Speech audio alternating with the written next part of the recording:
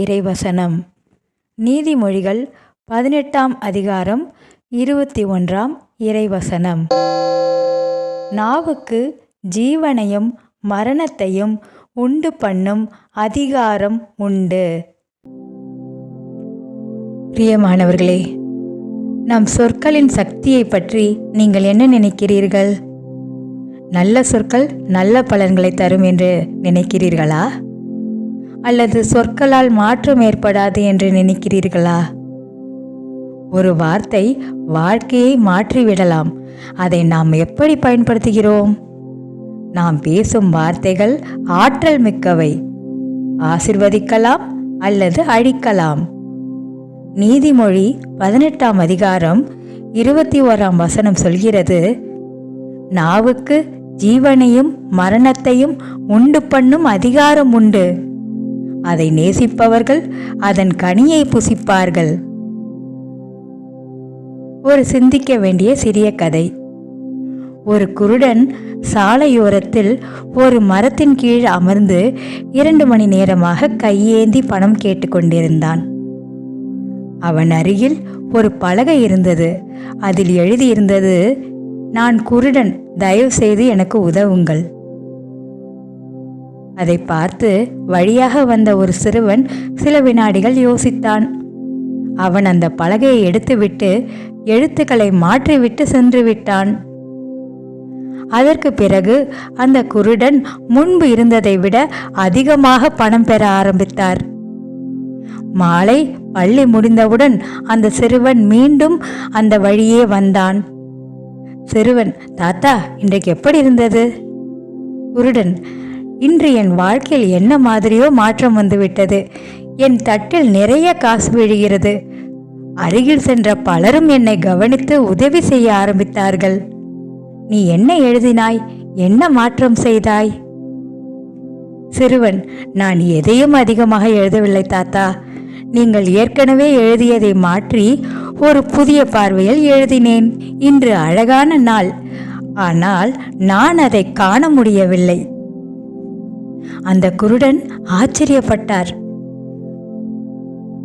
ஒரே வார்த்தைகள், ஆனால் பேசும் விதம் மாறிய போது மக்களின் மனதை தொடக்கூடியதாக மாற்றிவிட்டது. அவர்களின் உணர்வுகளை எழுப்பியது.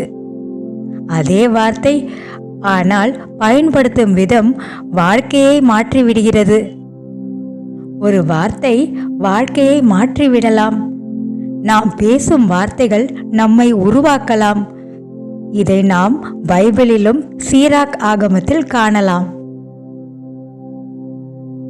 ஒரு குயவன் மண்ணை எடுத்து அதை நன்றாக பிசைந்து ஒரு அழகான பானையை உருவாக்குகிறான். ஆனால் ஆரம்பத்தில் அந்த மண் உதவியற்றதாக, பயன்பாடற்றதாக இருந்தது.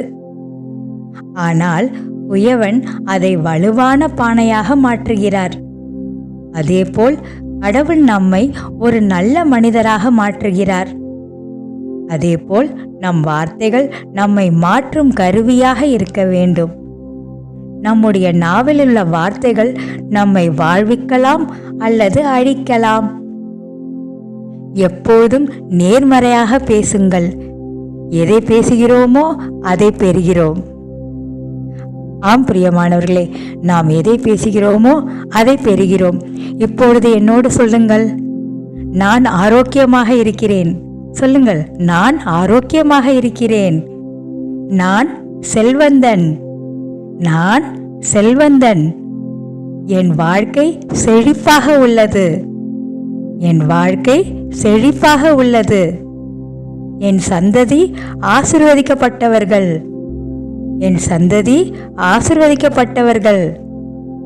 அவர்கள் ஆபிரகாமின் வாரிசுகள். அவர்கள் ஆபிரகாமின் வாரிசுகள். நாம் பேசும் ஒவ்வொரு வார்த்தையும் உயிரூட்டும், பலமளிக்கும், ஆசீர்வதிக்கும் விதமாக இருக்கட்டும். இதை நம்புகிறீர்களா? அதற்கு ஆமேன் என்று கமெண்டில் டைப் செய்யுங்கள். இப்போது நாம் அனைவரும் சேர்ந்து ஜெபிப்போம். ஜெபம். பரலோக பிதாவே, நான் பேசும் ஒவ்வொரு சொல்லும் மரணத்தையும் ஜீவனையும் கொண்டு வரக்கூடியது என்பதை உணர்ந்துள்ளேன். என் சொற்கள் மூலம் நான் மற்றவர்களுக்கு ஆறுதலையும் ஊக்கத்தையும் நம்பிக்கையையும் தர வேண்டும் என்று விரும்புகிறேன். என் சொற்கள் கடுமையாகவோ காயப்படுத்துவதாகவோ இருந்தால் அதை மன்னிக்கவும். என் நாவை நீங்கள் கட்டுப்படுத்தி அதை உமது மகிமைக்காக பயன்படுத்தும் அருளை எனக்கு தாருங்கள். கர்த்தரே, நான் பேசும் ஒவ்வொரு சொல்லும் உமது சித்தத்திற்கு ஏற்றவாறு இருக்கும்படி என்னை வழிநடத்துங்கள். நல்ல சொற்களை பேசுவதன் மூலம் நான் உமது அன்பை பிரதிபலிக்க விரும்புகிறேன். என் வாய் எப்பொழுதும் நன்றியையும் பாராட்டையும் ஊக்கத்தையும் நிறைந்திருக்கும்படி உதவுங்கள்.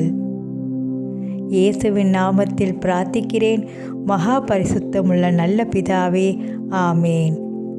இன்று பிறந்த நாள், திருமண நாள் மற்றும் முக்கிய நாட்களை கொண்டாடுபவர்களை கடவுள் ஆசிர்வதிப்பாராக.